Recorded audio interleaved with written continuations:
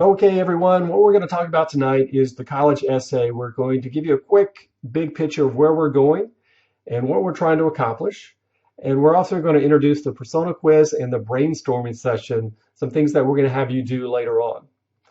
So the big picture, this college essay, we need to delve deep. We need to make sure the college admissions person who's reading your application gets more information about you than just reading through your college application. You're trying to give them more insight. You're trying to answer questions that might be raised on your application. Don't guess. Don't impress. This is not the time. You don't want to try to game the system. It never works. Don't try to be someone else. Don't try to guess what the admissions officer is looking for and write your essay based upon that. It never, never works, guys. So what does work? Be yourself. We have to tell a good story in your own voice, not mom and dad's story, not grandpa's story.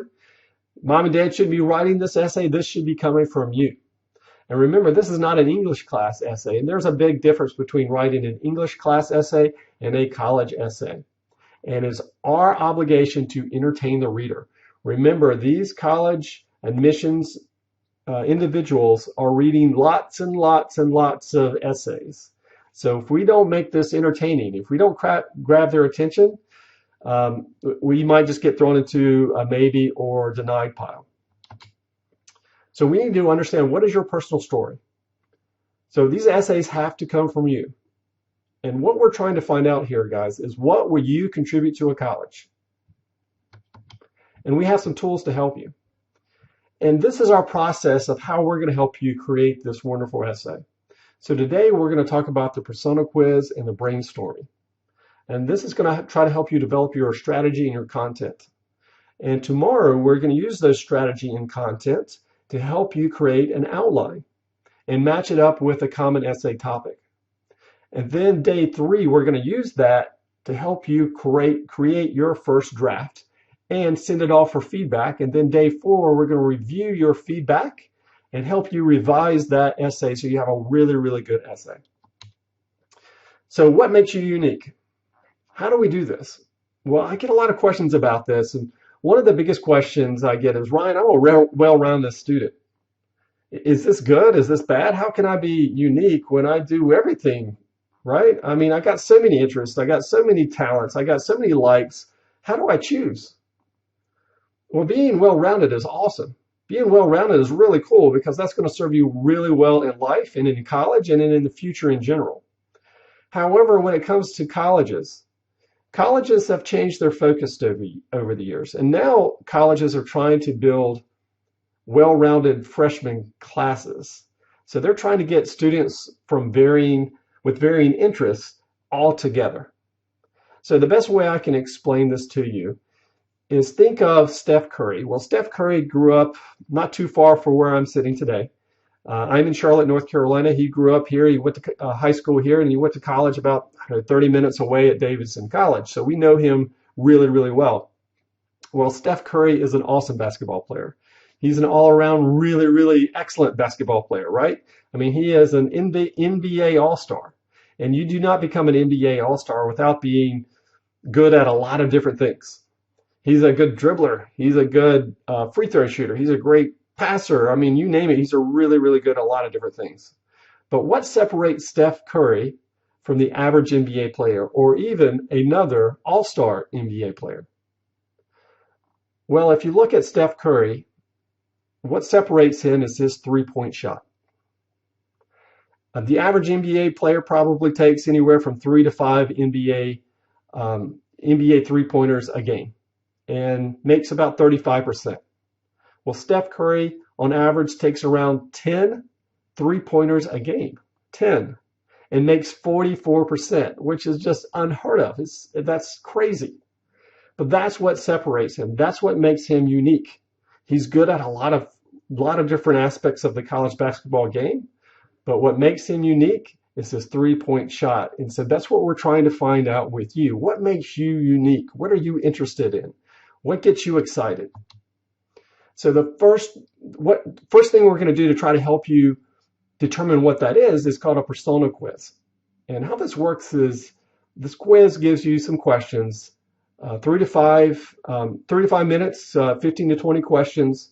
And at the very end, it's going to give you 3 personas based upon your answers. And again, this is trying to help you create content, to help get those gears turning a little bit, to help you realize what makes you you, what makes you unique. These are the different personas, and we will go over this a little bit more detail tomorrow, but there are 13 personas. And it's under mindset, personal, and passions. And again, you will get 3 of these based upon the answers on the persona quiz.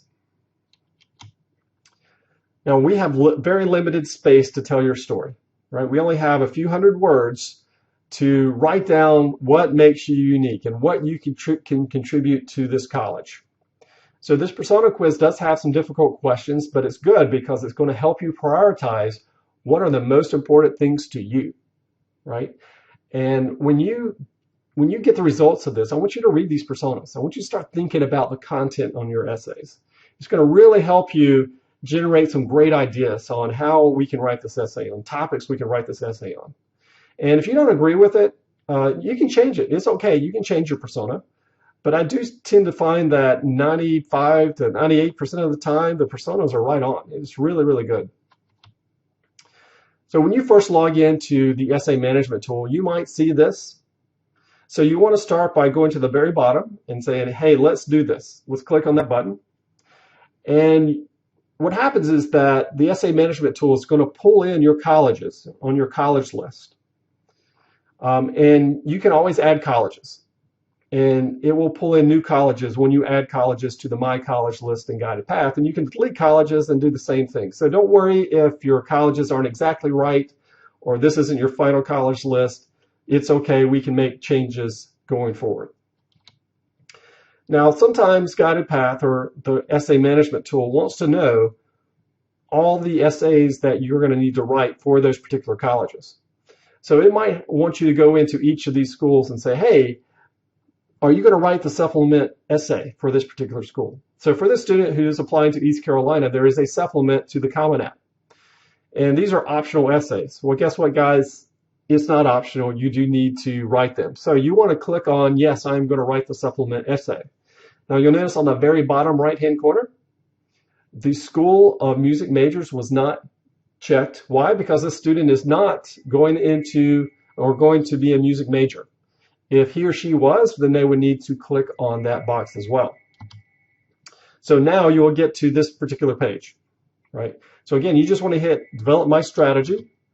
Then you want to go to the persona quiz and say, let's get started, right? And this is the first question. Do you know what you want to do in your life or career?